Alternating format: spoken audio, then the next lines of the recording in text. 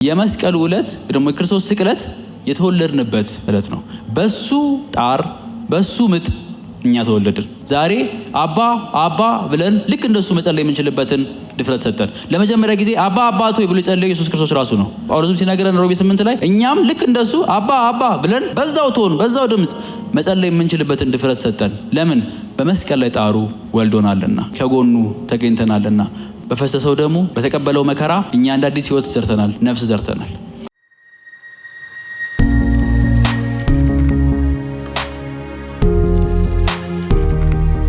የእግዚአብሔር አምላካችን ስም የተባረከ ይሁን። እንደምን አመሻችሁ። እግዚአብሔር አምላካችን ስም በድጋሚ ብሩክ ይሁን። ዛሬ የእግዚአብሔርን ቃል አብረን እናያለን። ያው ዕለተ ስቅለቱን የምናስብበት ቀን ነው ዛሬ። ይሄንን ቀን ሳስብ እንዴት ነው እኛ እንደ ክርስቲያን ወይ ደግሞ ከ2000 ዓመት በኋላ ይሄንን ዕለት እንደሚያስብ ሰው ማሰብ ያለብን ብዬ ያሰብኩ ነበር ሰሞኑን። ለምሳሌ ኢየሱስ ሞተ የሚለውን ስንሰማ አሁን ድንግጥ ብለን በቃ ነገም እንደሚሆን ሳናቅ ምንም ወይ ደግሞ ትንሣኤ የሚባል ነገር እንደሌላ አእምሯችንን ሰርዘ ነው የምናስበው፣ ወይስ ደግሞ እንኳን ሞተ ለእኛን ለማዳን ነው በሚል በድራዳጊነት ስሜት ነው የምናስበው? አይ ዶንት ኖ። እሱን እኔም እያሰብኩበት ነው።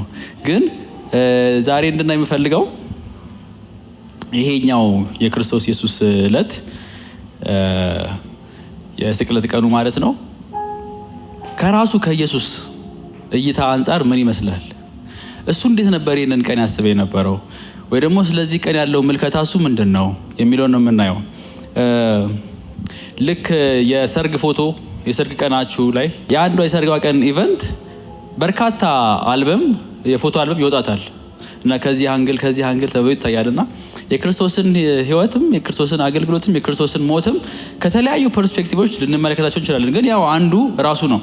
እኔ ዛሬ እንድናይ የምፈልገው ይህን ሀሳብ ስቅለቱ የኢየሱስ ክርስቶስ የስቅለት ቀን በኢየሱስ ክርስቶስ ህይወት ውስጥና አገልግሎት the most anticipated ቀን ነበር። በጣም የሚፈልገው ይጓጓለት የነበረው ቀን ነበር እንጂ ወይኔ ሞትኩኝ እኮ ወጉኝ እኮ ወይኔ አለቀልኝ ተሰበርኩ እያለ ተስፋ የሚቆርጥበት የሚፈራበት ቀን አልነበረም። እሱን እኛንን ስናስበው ካለፈ በኋላ እንደዛ አይነት ስሜት ሊሰማን የሚችለው ኢንፋክት ደቀ መዛሙርቱም ኢየሱስ ካረገ በኋላ መንፈስ ቅዱስን ወርዶላቸው ቤተክርስቲያናትን እየተከሉ በዞሩበት ጊዜ ሁሉ ሰቀላችሁት፣ ገደላችሁት፣ ነገር ግን የህይወት ራስ የሆነውን እርሱን እግዚአብሔር አብ ከሙታን አስነሳው ብለው በድል አድራጊነት መንፈስ ነበር ይናገሩ የነበረው እንጂ አለቀለት በሚባል ሁኔታ አልነበረም። ኦፍ ኮርስ የ33 ዓመት ልጅ ቢሆንም በእድሜው በህይወቱ ውስጥ ግን በምድር ላይ በነበረው ቆይታ በጣም በጉጉት ይጠብቀውና ይናፍቀው የነበረው ቀን ይህ ቀን ነበር። ይህም ደግሞ የሰርጉ ቀን ነበር። ስቅለቱ ሰርጉ ነው። ሰርጉም ደግሞ የተከናወነው በ30 ወይም በ33 ዓመተ ምህረት በወርሃ ኒሳን በ15ኛው ቀን ነበር። ኒሳን የአይሁድ ካላንደር የመጀመሪያው ወር ነው። ዛሬ ነው የምንመለከተው ደግሞ በጣም የወደው ከነበረው ከሚዜው ከዮሐንስ መጽሐፍ ነው። ዮሐንስ ወንጌልን እንከፍትና ሁላችንም ወዲህም ወዲያም እያልን አለፍ እያልን እንመለከተዋለን። ኢየሱስ ክርስቶስ ስለዚህ ቀን የሚናገራትን ንግግር ከመጀመሪያው ምዕራፍ አንስቶ ዮሐንስ ይነግረናል። ዮሐንስ የክርስቶስን ማንነት ከሶስቱ ወንጌላት ማቴዎስ፣ ማርቆስ እና ሉቃስ በተለየ ፐርስፔክቲቭ የሚያሳየን የሚገልጥልን ወንድማችን ነው በጌታ። ዮሐንስ ምዕራፍ 2 ላይ ኢየሱስ ክርስቶስ በጣም የሚታወቀውን የታምራቱ ሁሉ መጀመሪያ የሆነውን በቃና ዘገሊላ ውሃውን ወደ ወይን ጠጅ የቀየረበትን ሰርግ እናስታውሳለን ሁላችንም። ይሄ ኢቨንት ላይ ስለ ሰርጉ አይደለም የማወራው። ነገር ግን ኢየሱስ ክርስቶስ ማርያም በጠየቀችው ጊዜ ቁጥር 4 ላይ እንደዚህ የሚል ቃል ተናግሮ ነበር። ልብ በሉ፣ ኢቨንቱ ወይም ሁነቱ የሰርግ ወቅት ነው። ምንድን ነበር ያለው? የወይን ጠጅ እኮ አለቀባቸው ስትለው ቁጥር 4 ላይ ኢየሱስም አንቺ ሴት ሆይ ምን አድርግ ትይኛለሽ? ጊዜ ገና አልደረሰም አለ። የምን ጊዜ ነው አልደረሰም የሚለው? ውሃውን ወደ ወይን ጠጅ የመቀየር ጊዜ አይደለም እንዳልሆነ ግልጽ ነው። እዚህ ጋር ብቻ ስለማያበቃ ማለት ነው። ከዚህ ውሃ ወደ ወይን ጠጅ ከመቀየር ያለፈ የአንድን ሰርግ ጉድለት ከመሙላት ያለፈ የላቀ ሰርግ አለ።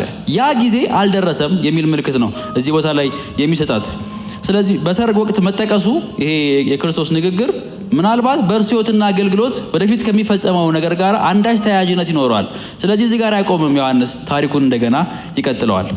ጊዜ ገና አልደረሰም የኢየሱስ ንግግር ነበረ። በ30 ዓመቱ የተናገረው ንግግር። ቀጥሎ ምዕራፍ 7 ላይ ነው የምንሄደው። ምዕራፍ 7 ቁጥር 30 ላይ ኢየሱስ እንደዚህ ይላል።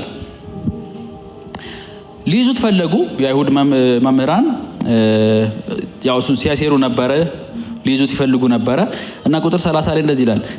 ስለዚህ ሊይዙት ፈለጉ፣ ነገር ግን ጊዜው ስላልደረሰ ማንም እጁን አላሳረፈበትም። ሊደበድቡት፣ ሊመቱት፣ ሊከሱት፣ ሊያስሩት የሚችሉበት ሁኔታ ነበረ። ሊይዙት ፈልገዋል፣ መጥተዋል። ጊዜው ግን አልደረሰም። የሚያዝበት፣ የሚደበደብበት፣ የሚወገድበት ጊዜው ገና ነው። በኮንፊደንስ ነበር የሚመላለሰው ኢየሱስ። ጊዜ ገና ነው፣ ጊዜ አልደረሰም እና የሆነ አስቸጋሪ የሆነ እንትን ውስጥ ሲገባ የአገልግሎት ሁኔታው አለቀልን እኮ በቃ ምንድነው ማድረግ ያለብን ምናምን ብለው ደቀ መዛሙርቱ ግራ ሲጋቡ እሱ እንደዛ ግራ አይጋባም። ምክንያቱም የእሱ ሰዓት አቆጣጠር መለኮታዊ ሰዓት አቆጣጠር ነው። በእግዚአብሔር ታይም ቴብል ነው የሚሄደው። ጊዜ ገና አልደረሰም ማለት ምዕራፍ 8 ቁጥር 20 ላይም ተመሳሳይ ሀሳብ እናገኛለን። ምዕራፍ 8 ቁጥር 20 ኢየሱስም ከቁጥር 19 ጀምሮ አባቴ የት ነው አሉት። ኢየሱስም አባቴንም እኔንም አታውቁም፣ እኔን ብታውቁኝ ኖሮ አባቴንም ባወቃችሁ ነበር ሲል መለሰላቸው። ኢየሱስ ይህን የተናገረው በቤተ መቅደስ ግቢ በግምጃ ቤት አጠገብ ሲያስተምር ነበር። ይሁን እንጂ ጊዜው ገና ስላልደረሰ ማንም አልያዘውም። ትዝ ካላችሁ በተከሰሰበት ዕለት አንተ የክቡሩ የእግዚአብሔር ልጅ ነህ ሲለው አዎ አለ። ይሄው ራሱን ከእግዚአብሔር ጋር እኩል ያደረገ ነው ብለው ከሰሱት። ደሴም ጥያቄ ነው እዚህ ቦታ ላይ ቀረበለት። አንተ የእግዚአብሔር ልጅ እግዚአብሔርን አባቴ ትላለህ? አዎ አባቴ ነው። ይሄን የተናገረው ደግሞ ሌላ ቦታ ላይ አይደለም፣ ቤተ መቅደስ ውስጥ ነው ያስተማረው። ጊዜው ስላልደረሰ ግን ማንም ሊይዘው አልቻለም። ጊዜው ገና ነበረ። በጣም የሚወደው የሚናፍቀው ጊዜ አልደረሰም። ያገለግላል ግን ይቀጥላል። ምንድን ነው ኢየሱስ ክርስቶስ በጣም ይናፍቀው የነበረው ቀን፣ ይወደው የነበረው ቀን? ምዕራፍ 12 ቁጥር 20 ምዕራፍ 12 ቁጥር 20 እንደዚህ ይላል። ኢየሱስ ታምራት ካደረገ በኋላ የተናገረው ክፍል ነው። በዚህ ወቅት ላይ ይህን በሚናገርበት ጊዜ እስካሁን በአይሁድ መንደር ነበረ፣ ግን ወደ ሞቱ ወደ ኢየሩሳሌም ይሄደ ነበርና ከግሪክ የመጡ ሰዎች ናቸው ጥያቄ ጠየቁት። ምን አሉ? ከግሪክ የመጡ ሰዎች ለአምልኮ ወደ በዓሉ ከመጡት መካከል የግሪክ ሰዎችም ነበሩ። እነርሱም በገሊላ ከምትገኘው ከቤተሳይዳ ወደ ሆነው ሰው ወደ ፊልጶስ መጥተው ጌታው እባክህ ኢየሱስን ለማየት እንፈልጋለን አሉት። ፊልጶስም ለእንድሪያስ ሊነግረው ሄደ። እንድሪያስም ፊልጶስ ለኢየሱስ ነገሩት። ኢየሱስም እንዲህ ሲል መለሰላቸው፣ የሰው ልጅ የሚከብርበት ሰዓቱ ደርሷል። እውነት እላችኋለሁ የስንዴ ቅንጣት መሬት ላይ ወድቃ ካልሞተች በቀር ብቻዋን ትቀራለች፣ ብትሞት ግን ብዙ ፍሬ ታፈራለች። የሰው ልጅ የሚከብርበት፣ ዘውድ የሚደፋበት፣ የማዕረግ ልብሱን የሚለብስበት ታላቁ ቀን፣ ታላቁ ጊዜ ደረሰ። ይህን የተናገረው ውሃውን ወደ ወይን ጠጅ ከለወጠ ከ3 ዓመታት በኋላ ነው። በዚህ ወቅት ላይ ኢየሱስ ክርስቶስ ይህን የተናገረበት አጋጣሚ አንድ የሚነገረን ነገር አለ። ጥያቄውን የመጡት ኢየሱስን ማየት እንፈልጋለን ያሉት አህዛብ ናቸው፣ ከግሪክ የሆኑ ሰዎች ናቸው። በአይሁድ መካከል ነበር ሲመላለስ የነበረው። አህዛብ እና አይሁድ መካከል የነበረው የጥር ግድግዳ በእግዚአብሔር ሕዝብ መካከል ልዩነት ፈጥሮ የነበረው፣ ይልቁንም እግዚአብሔር ከሕዝቡ ጋራ እንደገና ከመላው ሕዝቡ ጋራ እንደገና አዲስ ህብረት፣ አዲስ ዩኒቲ የሚፈጥርበትን ጊዜ አመልካች ነው። እዚህ ቦታ ላይ እንደሚናገረው ክብሩ ሞቱ ነው፣ ከፍ ከፍ ላለው የሚለውም ስቅለቱን ነው። ኢየሱስ ክርስቶስ ይህንን ተናገረ፣ ጊዜው ደረሰ አለ። ዮሐንስ ወንጌል ምዕራፍ 12 ቁጥር 27 ላይ እዛው አሁን ነፍሴ ተጨነቀች አለ። ይህን ከተናገረ በኋላ ከግሪክ ሰዎች ጋር ካወራ በኋላ ፊልጶስ ከመጣ በኋላ አሁን ነፍሴ ተጨነቀች፣ ምን ልበል? አባት ሆይ ከዚህ ሰዓት ታድነኝ የለምን?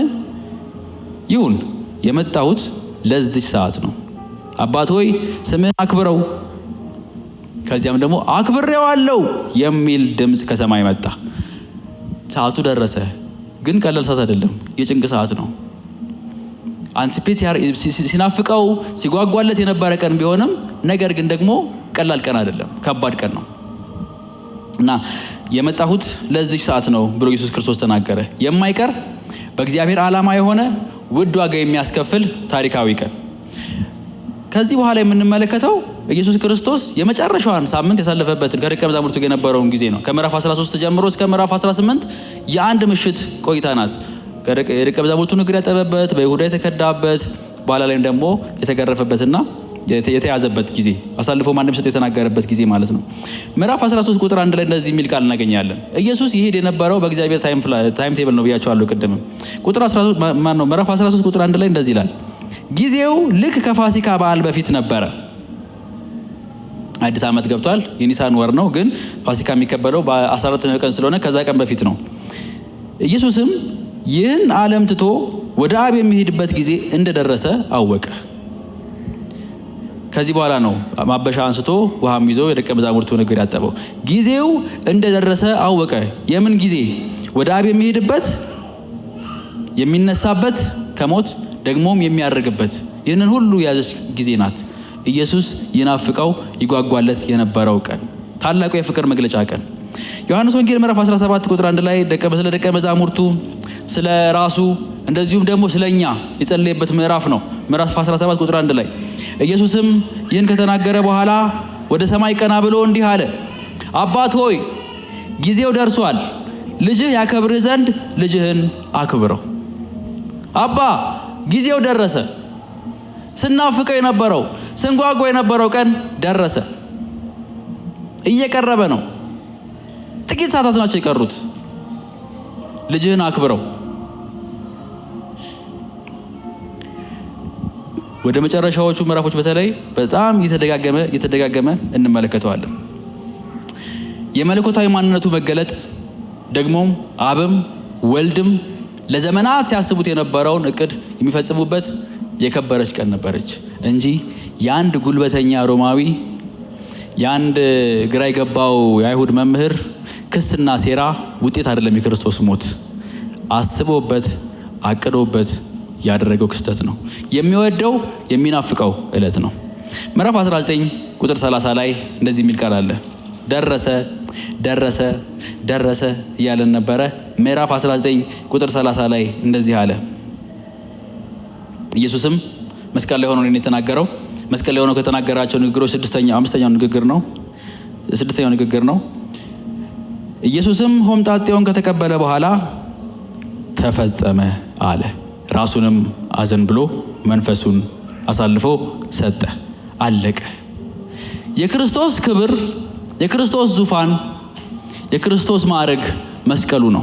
መስቀሉን ሲያየው በፍርሃት አልነበረም የሚመለከተው። መስቀሉን ሲመለከተው የውርደት አድርጎ አይደለም የሚመለከተው። ኦፍኮርስ የውርደት መንገድ ነው ለሮማውያን። ነገር ግን ለእርሱ የእግዚአብሔር አብ ፈቃድ የሚፈጸምበት ዕለት ነበረ። ኢየሱስ ተሸናፊ አልነበረም፣ ድል አድራጊ ነበረ። ይህ ዕለት ብዙዎች ባይረዱትም በወቅቱ የነበሩት የአይሁድ መምህራን የእነሱ ሴራ ውጤትና የተንኮላቸው ውጤት አድርገው ያስቡትም፣ በወቅቱ የነበረው ደግሞ የሮማ አገዛዝ የአይሁድን ፈቃድ ለማድረግ የአይሁድ መምህራንን ፈቃድ ለማድረግ የሰጣቸው መብት አድርጎ ቢያስበውም በሰማያዊ ቀጠሮ ግን እየተከናወነ የነበረ ታላቅ ዕለት ነበረ። ይህንን ዕለት ዮሐንስ ሲመሰክር እንደዚህ ይላል። መስቀል ላይ ኢየሱስ በሞተ ጊዜ ነገር ግን ከወታደሮቹ አንዱ የኢየሱስን ጎን በጦር ወጋው፣ ወዲያውም ውሃና ደም ፈሰሰ። ይሄን ያየው ምስክርነቱን ሰጥቷል። ምስክርነቱም እውነት ነው። እውነትን እንደሚናገርም ያውቃል፣ እናንተም እንድታምኑ ይመሰክራል ብሎ ስለ ራሱ ይናገራል ዮሐንስ። የክርስቶስ ኢየሱስን የሞት ጉዞ ወደሙ ታላቁ ቀን የመስቀሉን ቀን ዮሐንስ የሚተርክልን እግዚአብሔር በክርስቶስ ኢየሱስ ሕይወት ውስጥ ሊያደርግ ያሰበውና የሚናፈቅ የሚጓጓ ቀን አድርጎ ነው። ጊዜው አልደረሰም። ሌሎች ታምራትን ሲያደርግ የመጣው ወይን ለመቀየር አይደለም የመጣው፣ አንድ ለምጻም ለመፈወስ አይደለም የመጣው፣ ሌሎች ታምራትን ለማድረግ አይደለም። which means እነሱም ትርጉም ቢኖራቸውም በድነት ታሪክ ውስጥ ትርጉም ቢኖራቸውም አልቲሜትሊ ግን የመጣው ለመሞት ነው። በሞቱ ሰርጉን ደገሰ። በሞቱ ቤተ ክርስቲያንን ወለደ። ከጎኑ ላይ በጦር በተወጋ ጊዜ ደምና ውሃ ፈሰሰ ይላል። በርካታ ትርጓሜዎች ቢኖሩትም አንዱ ትርጓሜ አዳም ከጎኑ ሔዋን እንደተገኘች በእንቅልፍ ተኝቶ በክርስቶስ መከራና ስቃይም ቤተ ክርስቲያን ተወለደች። አማኞች በክርስቶስ ሞት ከክርስቶስ ጎን ተወለዱ ብሎ ይናገራል። ኦገስቲን ነው ይህንን የተናገረው። ይሄ ጉዳይ እውነት ነው ቆም ብለን ልናስብ የሚያደርገን ነገር ነው። ይሄን ኢቨንት ጳውሎስ ከብዙ ዓመት በኋላ ሲናገረው ልገልጠው የማልችለው ታላቅ ሚስጥር ነው ብሎ ይናገራል። ኤፌሶን ምዕራፍ 5 ቁጥር 25 እስከ 32 ክርስቶስ ኢየሱስ ቤተክርስቲያንን እንደወደዳት ራሱንም ስለሷ ነፍሱን አሳልፎ እንደሰጠ ቤተክርስቲያንን መውደዱን የሚያገናኘው ከስቅለት ቀን ጋር ነው። ቤተክርስቲያን እንደታል ኢየሱስ ክርስቶስ እንዴት ታላቁን ቀን መመልከት ነው፣ የተወለደችበትን ቀን መመልከት ነው። እንደዛው ባሎቹ ሚስቶቻችሁን ውደዱ ካለ በኋላ ይሄ ታላቅ ሚስጥር ነው። ሐዋርያት ሥራ ምዕራፍ 20 ቁጥር 28 ላይ በደሙ የዋጃትን የክርስቶስ ቤተክርስቲያን እንደሚገባ ተጠብቁ ዘንድ ብሎ ጳውሎስ በኤፌሶን ለነበሩ የቤተክርስቲያን መሪዎች ይነግራቸዋል። ቤተክርስቲያንን ኢየሱስ ክርስቶስ የወለዳት በመስቀል ጣሩ ነው። ያ ዕለት ከቤተክርስቲያን ጋራ ወይ ደግሞ ከአማኞች ጋራ እርሱ ከሚከተሉት ጋራ አንድ የሆኑበት የተጋመዱበት ዕለት ነው። የምናያቸው አክሊል፣ የደፋው አክሊል፣ የለበሰው ልብስ የተጫረቱበት እነሱ ትርጉማቸውን ብንመለከታቸው ልክ በአይሁድ ስርዓት ውስጥ አንድ ሙሽራ ዘውድ እንደሚደፋ ንጉስ ብቻ ነበር ዘውድ የሚደፋው። ነገር ግን የሰርጉ ዕለት ከሆነ አንድ አይሁዳዊ ዘውድ ይደፋል። ልክ እንደዛው ኢየሱስ ክርስቶስም ዘውድ ደፋ። ዘውዱ ግን የሾህ አክሊል ነው። የዕለቱ ንጉስ ነው ሙሽራ። ኢየሱስ ክርስቶስ በውርደት ውስጥ ታላቁን ሰርግ እየፈጸመ ነበረ። ኮቨናንት ኪዳን ከህዝቡ ጋር እየገባ ነበረ። ኢየሱስ ክርስቶስ የዕለቱ ካህን ነው። ታላቁ መስዋዕት ራሱ ሆኖ የቀረበበት ኢየሱስ ክርስቶስ ቤተክርስቲያንን እንደ አዲስ የወለደበት አሕዛብም አይሁድም ያልሆነ በክርስቶስ አንድ ማንነት አዲስ ህብረተሰብ የተፈጠረበት ይሄውም ደግሞ ከማንም ስራ ከየትኛውም ምግብ በመጠበቅ ሳይሆን በእግዚአብሔር ጸጋ የሆነበት ዕለት ነው። ክብር ለእግዚአብሔር ይሁን። የክርስቶስ ኢየሱስን ስቅለት ስናስብ የተወለድንበት ቀን እንደሆነ እንድናስብ ልነግራችሁ ፈልጋለሁ በዚህ ምሽት። እውነት ነው በጣም በርካታ የምናስባቸው የምንዘምራቸው ዝማሬዎች ይኖራሉ፣ የምናውቃቸው ቃሎች ይኖራሉ። መልከ ብዙ ስለሆነ የኢየሱስ ስራው የመስቀሉም እውነት እንደዛ ስለሆነ፣ ነገር ግን አንድ ዛሬ ምሽት ለእናንተ ሼር አድርጋችሁ ማለፍ የምፈልገው ሀሳብ የመስቀሉ ዕለት ደግሞ የክርስቶስ ስቅለት የተወለድንበት ዕለት ነው። በሱ ጣር በሱ ምጥ እኛ ተወለድን። ዛሬ አባ አባ ብለን ልክ እንደሱ መጸለይ የምንችልበትን ድፍረት ሰጠን። ለመጀመሪያ ጊዜ አባ አባቶ ብሎ የጸለየው ኢየሱስ ክርስቶስ ራሱ ነው እና ጳውሎስም ሲናገረን ሮሜ 8 ላይ እኛም ልክ እንደሱ አባ አባ ብለን በዛው ቶን በዛው ድምጽ መጸለይ የምንችልበትን ድፍረት ሰጠን። ለምን? በመስቀል ላይ ጣሩ ወልዶናልና፣ ከጎኑ ተገኝተናልና፣ በፈሰሰው ደሙ በተቀበለው መከራ እኛ እንደ አዲስ ህይወት ዘርተናል፣ ነፍስ ዘርተናል። ይሄን 2-3 ሐሳቦች ተናገሬ ልጨርስ። አንደኛ ከክርስቶስ የምንማረው ነገር የኢየሱስ ክርስቶስ የህይወት መንገድ የህይወት ዘዬ የእግዚአብሔርን ጊዜ በመጠበቅ የታጀበ ነበር። ደግሞ በእግዚአብሔር ፕላን ነበር የሚሄደው። ስለዚህ ወንድሞቼ እናቶቼ አትቸኩሉ፣ አትጣደፉ። ምንም ያስቸኩል ነገር የለም። ነገሮችን ቶሎ ፊክስ ለማድረግ እንትኑ ሳይወደድ እንትኑ ሳይጨምር ምናምን ብላችሁ የህይወታችሁ መንገድ ፊክስ ለማድረግ አትሯሯጡ። ከእናንተ መካከል ተጨንቆ በቁመቱ ላይ አንድ ስንዝር የጨመረ አለ ወይ ይላል ጌታ? የለም። ስለዚህ እግዚአብሔርን ጊዜ ጠብቁ። ኢየሱስ እንደዚህ አይነት ኮንፊደንስ ነበረው። በጣም የሚያስፈራው ሁኔታ ውስጥ ገብቶ ያውቃል። ነገር ግን ጊዜ ገና አልደረሰም፣ አባት የቀጠረው ጊዜ ገና አልደረሰም ይል ነበረ። እምነት ማለት እግዚአብሔር በሮችን ካልከፈተ ጊዜው ገና ነው ብሎ መቀበል፣ በሮችን ደግሞ ሲከፍት አሁን ጊዜው ነው ብሎ ማለት ነው። በአጋጣሚ አይደለም የምንመራው። ወደዚህ ምድርም በአጋጣሚ አልመጣንም፣ በዚህ ምድርም በአጋጣሚ አንኖርም። በአጋጣሚም አይደለም ኢየሱስ ሲመጣው የሆነ ቀን ላይ የቀጠረው ጊዜ አለ። ከክርስቶስ ውስጥ ግን የምንማረው ህይወት የሚመራው በእግዚአብሔር እቅድ እንጂ በሰው ፕላን አይደለም። በዙሪያችን ያሉ ተቃውሞዎች ቢበረቱብን፣ በዙሪያችን ያሉ የምናያቸው አስፈሪ ነገሮች ቢያይሉ፣ ነገር ግን ጊዜው እግዚአብሔር ደርሷል ካላለ አልደረሰም። የእግዚአብሔርን ጊዜ መጠበቅ ይሁንልን። ሁለተኛው ክብራችን መስቀላችን ነው።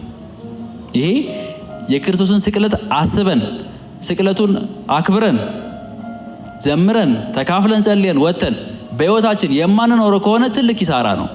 የክርስቶስ ክብር መስቀሉ እንደነበረ ሁሉ የእሱ አማኞችም ክብር መስቀላቸው ነው። በውርደት እንጂ በፌመስ በመሆን ክብር የለም። የክርስቶስ እየሆኑ ትዝ ካላችሁ ሐዋርያት ሥራ ላይ ጴጥሮስና ዮሐንስ እያገለገሉ ያለ እናንተ እንዴት ይሄን ታደርጋላችሁ? በእናንተ እንዴት እግዚአብሔር ይሄንን ሰራ? ተብለው በአይሁድ መምህራን ሲጠየቁ እና ሰዎቹም አግራሞት ሲገባቸው እና ሲደነቁ ለኛኮ ምን የሚያስደንቅ ነገር አለ ብርቅ ነው እንዴ አሏቸው። እኛ ለክርስቶስ ምስክሮች ነን ብለው ኩም ሲያደርጓቸው ከጥቂት ደቂቃዎች በኋላ ደግሞ አስረን ነው የምንገርፋችሁ በዚህ ስም እንዳሰብኩ ሲሏቸው የፈለጋችሁትን በሉ እኛ በዚህ ስም ከመናገር ወደ ኋላ አንልም አሁንም ምስክሮች ነን አሉ። እና ተደበደቡ፣ ተገረፉ።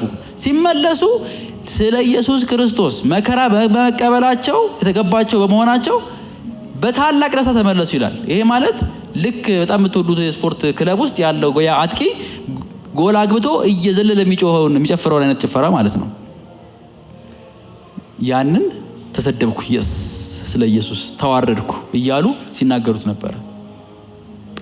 ወንድሞቼና እህቶቼ አማኝ ስኬቱ የሚለካው በሚያገኘው ዝና፣ አካውንት ውስጥ ባለው ገንዘብ፣ ባሉት ኮኔክሽኖች አይደለም። የአማኝ ስኬት በውርደቱ ነው።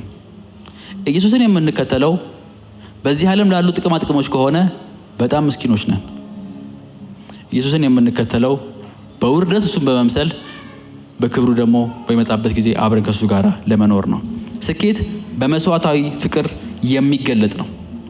ጳውሎስ በሁለተኛ ቆሮንቶስ ላይ በዙሪያው ከነበሩት ሐሰተኛ ወንድሞች ከሚላቸው ሰዎች ጋር የተፈካከረው በዚህ ነው። እንፎካከራለን። እነሱ አንተ ራእይ አታይም፣ አንተ አታስተምርም፣ አንተ መንፈሳዊ መገለጥ የለህም ምናምን ብሎ ሲናገሩት ማለት ነው። እንውረደር አለ። እኔ አብዝቼ ተርቤ ተጠምቼ ተቸግሬ መርከቤ ተሰብሮ እንትን አጥቼ በእንትን ፍርሃት በእንትን ድካም ዘረዘረ። ይህ የጳውሎስ መከራ የክብር መንገድ ነው። ኢየሱስን የሚመስልበትም መንገድ ነው። ወንድሞቼ እናቶቼ መስቀሉን አድንቀን መስቀሉን ማንሸከም ከሆነ የተዋረድን ነን። መስቀሉን አክብረን መስቀላችንን የምንሸከም ከሆነ እንከብራለን። ክብር ያለው በውርደት ውስጥ ነው። የተሰቀለው ኢየሱስ ክርስቶስ ይናፍቀውና ይወደው የነበረው ቀን የደረሰ ጊዜ ይህንን ያለው ተፈጸመ፣ አለቀ። ስጠብቀው የነበረው ጊዜ ደረሰ። አባት ሆይ አክብረኝ፣ ጨርሻለሁ። እንደዚህ ማለት የምንችልበትን ጸጋ እግዚአብሔር ይስጠን እስከ መጨረሻው ድረስ። ዛሬ ወጣቶች ነን አብዛኞቻችን፣ ግን እስከ መጨረሻው የነፍሳችን ህቅታ ድረስ አባት ሆይ የሰጠኸኝን ስራ ፈጽሜ አከበርኩ ማለት የምንችልበትን ድፍረት እግዚአብሔር ይስጠን። ወንድሞቼ እናቶቼ ኢየሱስ በሱ እንድንገረም አይፈልግም። ዋው ትደንቃለህ ኢየሱስ እንዲባል አይፈልግም። በነገራችን ላይ በወንጌላት መጽሐፍት ውስጥ እንደዚህ የሚሉትን ሰዎች ሲሉት ተቋሚ እንትኖቹ ምን ይሉናል? ጸሐፊዎቹ አይተማመንባቸውም ነበር ይሉናል። ዋው ጂሰስ ምናምን ብለው ላይክ፣ ሰብስክራይብ፣ ሼር ምናምን ሲያደርጉ ይሄ ህዝብ ነገ ደግሞ አንፎሎ የሚያደርግ ነው። አይተማመንባቸው ነበር። እና ዛሬም ኢምፕረስ ለማድረግ እንዳንሞክረው ወንድሞቼ እናቶቼ አይገረምም። በየትኛውም የኛ እንትን እሱን ኢምፕረስ ያደርጋል ብለን በናሰበው ነገር ዋው የሚደንቅ እንትን ብሎ አያውቅም። ኢየሱስ በአንድ ነገር ግን ይገረማል። እሱ በሄደበት መንገድ የሚሄዱትን ሲመለከት፣ እሱ የረገጠውን መንገድ የሚረግጡትን ሲመለከት፣ እሱ የቀመሰውን ዱላ የሚቀምሱትን ሲመለከት ያን ጊዜ ደስ ይለዋል። የምወድ ልጄ ና እስቲ ና ወደ ጌታ ደስታ ገባ ብሎ የሚቀበለው ያን አይነት ሰው ነው። በዚህ ምድር ስንኖር ለመከራ ተጠርተናል። ይሄ ፔሲሚስት የሆነ ጨለማ የሆነ ስብከት አይደለም። የክብር መንገድ የሆነ እውነተኛ ስብከት ነው። እውነተኛ ትምህርት ነው። ይሄ ነው ኢየሱስ ያስተማረውም። ከዚህ ውጭ ሌላ መንገድ አንፈልግም። ኢየሱስ መጣ፣ ተዋረደ፣ ሞተ፣ ተቀበረ፣ ግን አልቀረም። ትንሣኤ ደግሞ አለ። እንግዲያውስ የእኛም የህይወት መንገድ ይሄ ነው። በክርስቶስ እናምናለን። በዚህ ምድር ስንኖር በብዙ ልዩ ልዩ መከራ ውስጥ እናልፋለን። እሱ ስለምንከተል፣ እሱ ስለምንወደውና እሱ ማስቀየም ስለማንፈልግ ከዓለም ጋር አንስማማም። በዚህ መንገድ እንቀጥላለን። መስቀላችንን ተሸክመን እንከተለዋለን። በቀኑ መጨረሻ ከሱ ጋር አብረን እንነግሳለን። ኢየሱስ የመስቀሉ ንጉሥ፣ የመስቀሉ ጌታ ነው። እንጸልይ። ልብሳቸውን በደሙ አጥበው በበጉ ዙፋን ፊት ቆመው ምስጋናና አምልኮ የሚያቀርቡ የክርስቶስ ተከታዮች አሉ። ታርደሃልና ይገባሃል ብለው ያዜሙለታል። አክሊላቸውን ደፍተው 24ቱ ሽማግሌዎች ቅዱስ ቅዱስ ይሉታል። ለምን? በደምህ በመስቀል ላይ በሰራው ስራ በዚያ በስቅለት ቀን ከነገድ ከቋንቋ ህዝቦችን ዋጅተህ የራስህ አድርገሃል። አዲስ ኮሚኒቲ፣ አዲስ ማህበረሰብ ፈጥረሃል። በመስቀል ጣርህ ወልደሃል። መድኃኒታችንና እረኛችን ሆይ እናመሰግንሃለን። ቅዱስ እግዚአብሔር ሆይ በዚህ ዕለት ስምህን እንባርካለን። ባንተ የመስቀል ሞት፣ ባንተ የመስቀል ጣር ጌታ ኢየሱስ ሆይ እኛ ተወልደናል፣ እኛ ሕይወት አግኝተናል። ካንተ ጋር እንደ አዲስ መኖር የምንችልበት ኪዳን ተሰጥቶናል። ቅዱሱ ቃልህ እንደተናገረው ተፈጸመ ባልክ ጊዜ ብዙ ነገሮች ወደ ኋላ ቀርተው አዲስ ምዕራፍ ተከፍቷል። እግዚአብሔር አባታችን ሆይ እናመሰግንሃለን። ጌታ ሆይ ጸልያለሁ ለኔም ለወንድሞቼም ለቶቼም በዚህ ላለን ማንም በኋላ ሊመጣ የሚወድ ቢኖር ሊከተለኝ የሚወድ ቢኖር ራሱን ይካድ መስቀሉንም ተሸክሞ ዕለት ዕለት ይከተለኝ እንዳልክ ጌታ እግዚአብሔር ሆይ ስቅለትህን ብቻ አወድሰን በዛም ተገርመን የምናበቃ ሳንሆን እኛም ደግሞ የራሳችንን መስቀል በመሸከም በውርደት መንገድ በማለፍ ያንተን ኮቴ የምንከተል እንድንሆን እርዳን። ጌታ እግዚአብሔር ሆይ ስኬትን በዚህ ዓለም ዴፊኒሽን ዲፋይን እንዳናደርገው በምድራዊ ዝና በምድራዊ ሀብት እግዚአብሔር አባት ሆይ ዲፋይን እንዳናደርግ የኛ ሕይወት በዛ እንዳይመራ ነገር ግን አንተ በከፈልከው አንተ በሄድክበት መንገድ መጓዝ እንድንችል እንድትረዳን እለምንሃለሁ። ይህ ሁሉ ሲሆን ክብር ላንተ ይሁን። ስለሞትክልን ስላዳንከን እናመሰግንሃለን። በጌታ በኢየሱስ ስም ጸለይን፣ አሜን።